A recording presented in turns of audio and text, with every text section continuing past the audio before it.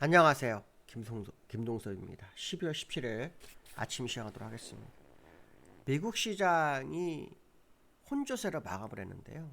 다우는 0.6% 하락했고요. 나스닥은 플러스 0.23% 상승해서 마감했습니다. 어저께 국내장이 열렸을 때 미니 선물이 거의 1% 이상 하락했었는데요. 낙폭을 회복하고 플러스로 끝난 것이 특징의 모습이다 할 수 있습니다. 미국 시장은 요 근래 AI 버블론이 시장을 계속해서 흔드는 그런 상황이었는데요. 오늘 시장에서는 고용 지표를 기다리는 그런 흐름이 있었습니다. ADP 민간 고용이 발표가 됐는데요.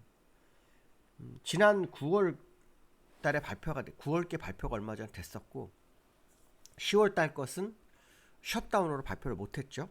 그 다음에 11월 거를 발표를 했는데 9월에 4만 명 정도 증가 예상을 했는데 마이너스 3만 2천 명이 되면서 7만 명 정도가 줄어든 그런 모습에서 이번에는 6만 4천 명 정도가 증가를 했습니다. 시장 예상치는 4만 5천 명이었는데요. 그거보다도 거의 한 1만 9천 명 정도가 늘어난 흐름이었습니다.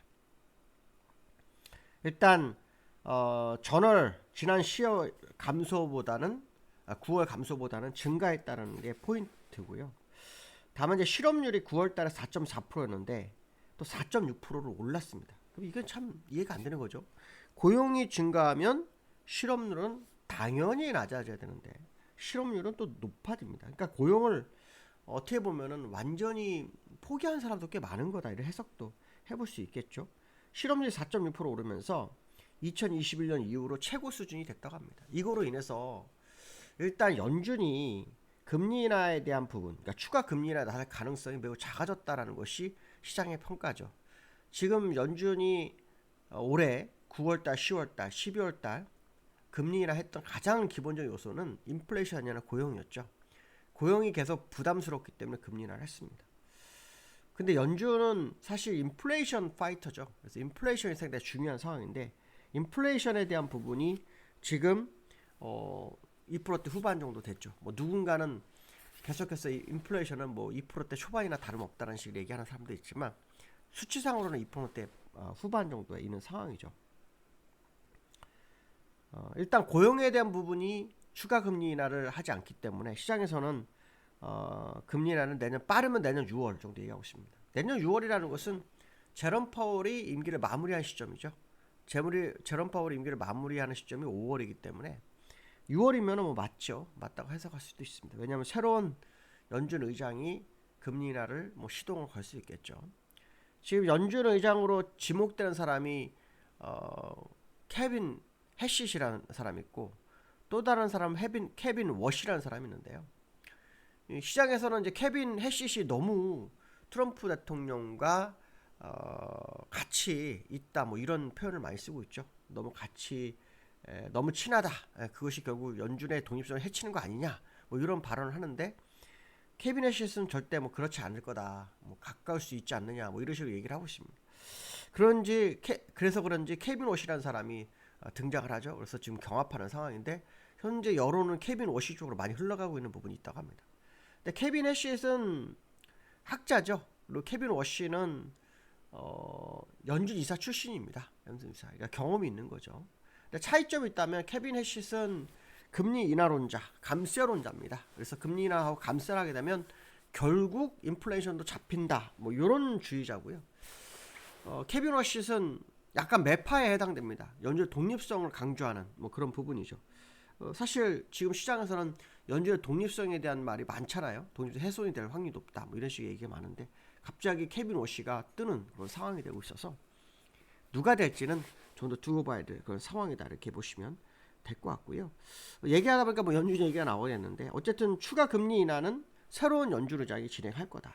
다만 지금 9월, 10월 달에 발표되지 않은 지표, 그 다음에 지금 나온 지표는 셧다운으로 인해서 왜곡 가능성이 또 시장에서 제기가 되고 있어요. 그래서 연준은 아예 관심조차 안 가질 거다. 뭐 이런 의견도 시장에 좀 있는 그런 상황이다 이렇게 보시면 될 것 같고요. 시장의 특징은 뭐 테슬라가 좀 많이 오른 모습입니다. 테슬라가 약 3% 정도 올랐고요. 이유는 자율주행과 로보택시 사업으로 확장 가능성, 뭐 사업 확장 가능성이 뭐 제기되면서 올라오는 그런 흐름이 있었고요.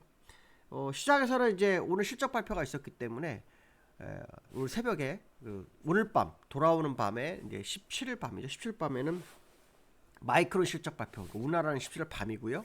미국은 17일 아침이 되겠죠. 마이크론 실적 발표를 기다리고 있고요. 뭐 시장에서는 요즘 AI 버블론에 대해서 시장이 흔들리고 있기 때문에 마이크론이 실적이 좋으면 또 버블론을 무너뜨릴 수도 있다. 뭐 이런 해석을 하고 있죠. 왜냐하면 이 마이크론은 반도체 풍향계라는 표현을 씁니다. 뭐냐면 반도체계에서 가장 먼저 실적이 나옵니다. 그래서 이 실적을 보고 반도체 산업이 어떻게 돌아가구나. 특히 반도체에서 뭐 칩 생산이 아시겠지만 뭐 마이크론이 굉장히 많지는 않아요. 삼성, 하이닉스, TSMC 밀리죠.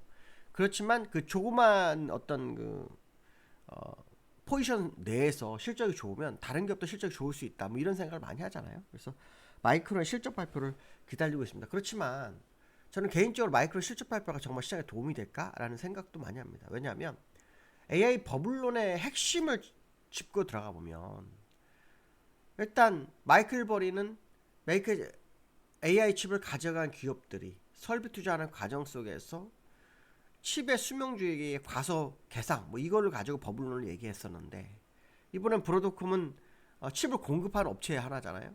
공급하는 업체 입장에서 마진율이 약하다 뭐 이런 얘기를 하면서 향후 실적 가이던스를 제공하지 않는 그런 상황이 발생했잖아요.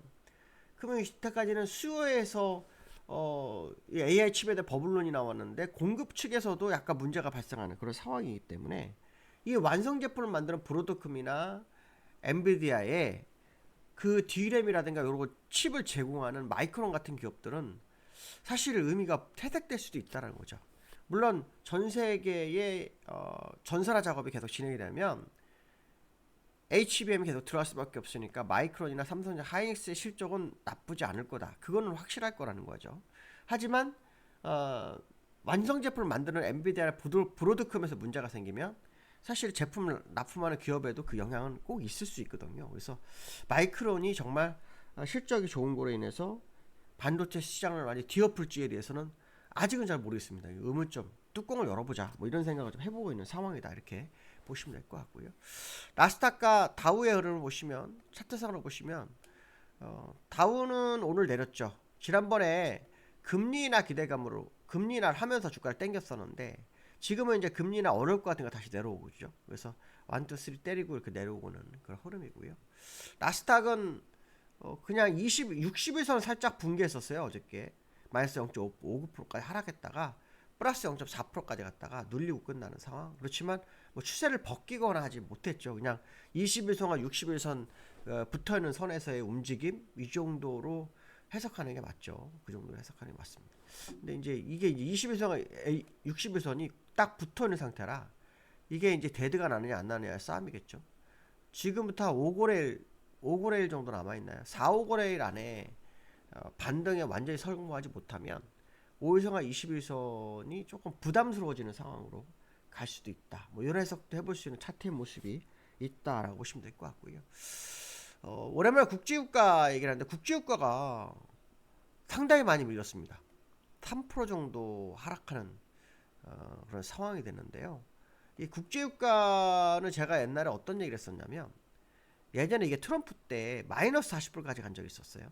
마이너스 40불까지 간 적이 있었어요. 그래가지고 실물이 인도가 되면서 환율이 유가가 같이 올라오는 그런 흐름이 있었는데 그래서 그날 하루 만에 마이너스 40불에서 종가가 플러스 20 종가가 플러스 18불이 됐습니다. 그래서 다시 돌아오는 그런 상황이 또 발생했었는데요.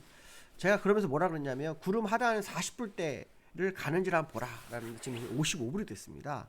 근데 중요한 것은 뭐냐면 지난번 그 트럼프 임기 요 주변이잖아요. 요 저점을 깼다라는 거예요. 네, 저점. 그래서 이제부터 이 유가가 떨어지는가를 좀 봐야 되죠. 근데 유가의 하락은 어떻게 보면은 뭐 경기 침체 이런 것도 해석할 수 있죠. 왜냐하면 유가의 수요가 적어지게 되면 떨어지는 경우도 있고 뭐 여러 가지가 있지만 침체로 해석될 수도 있죠. 하지만 유가가 하락하게 되면은 일단 인플레이션을 더 하락시키지 않는 그런 모습이 나올 수 있기 때문에 유가의 어떤 흐름을 좀 지켜볼 필요가 있겠고요. 유가 하락으로 뭐 관련 엑스모빌이라든가 뭐 쉐브론 같은 쪽도 전부 2~3%씩 다 하락하는 그런 흐름도 있었다, 이렇게 보시면 될 것 같고요. 어저께 국내장은 4,000포인트를 살짝 이탈했습니다. 뭐 야간선 올라서 일단 2,000포인트를 회복하고 시작할 것 같긴 한데요. 중요한 건 수급적으로 어제 외국인이 2조 1,000억 정도, 어저께 외국인들이 얼마나 팔냐면 1조 3천억 팔았잖아요. 선물까지. 근데 프로그램이 6천억 팔았어요. 그래서 거의 2조 1,000억 정도, 막판에 선물을 약 한 3천억 정도는 회수를 하는 그런 모습이 있었는데, 어쨌든 외국인의 대량 매도가 또 시장에는 화두가 되고 있는 그런 상황이다, 이렇게 보시면 될 것 같습니다. 11월 말에 2조 정도 이 매도를 했다가 계속 매수 기조였어요. 매수 기조였어요. 한번 보시면 외국인들 요거 매도 한번 치고 거의 매수 기조였다가 갑자기 그냥 이틀 연속으로 대량 매도가 또 나옵니다. 그래서 매도로 또 방향을 바꿨나라는 생각을 해볼 수 있는 외국인의 행보가 있기 때문에요. 외국인의 어떤 모습을 좀 지켜볼 수 있고, 특히 기관이 10일날 1조 4천억을 샀는데 다시 매도를 합니다. 손해보고. 이것도 좀 특이한 흐름이기 때문에 기관과 외인의 어떤 시장의 방향성을 한번 지켜볼 수 있겠다, 이런 말씀 해드릴 수 있을 것 같습니다. 여기까지 하겠습니다. 감사합니다.